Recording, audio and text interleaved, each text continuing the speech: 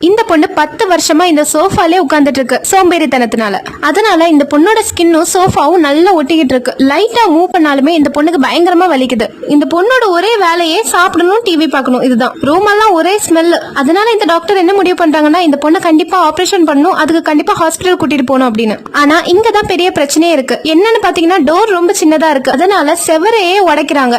செவரு உடைக்கிற சத்தத்துல அக்கம் பக்கத்துல உள்ள எல்லாரும் ஒண்ணு கூட்டிட்டாங்க. 10 வருஷத்துல இந்த பொண்ணு இப்பதான் வெளி உலகத்தை பார்க்க.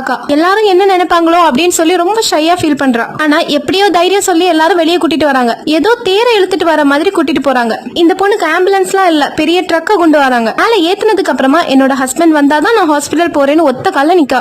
ஆனா இந்த ப்ராப்ளத்தோட சீரியஸ்னஸ் புரிஞ்சுக்கிட்டு எல்லாரும் நேரமே ஹாஸ்பிட்டல் கூட்டிட்டு போயிட்டாங்க. இந்த பொண்ணுக்கு 1-2 அனஸ்தீஷியா இல்ல, நிறைய அனஸ்தீஷியா போட்டுமே இந்த பொண்ணு மயக்கமே ஆகல. அதனால அப்படியே ஆபரேஷன் பண்றாங்க. வலியால இந்த பொண்ணு ரொம்ப துடிச்சிட்டு இருக்கா. இந்த அளவுக்கு நீங்க லேசியா இல்லையான்னு மறக்காம கமெண்ட் பண்ணுங்க. இன்னொரு வீடியோல பார்க்கலாம்.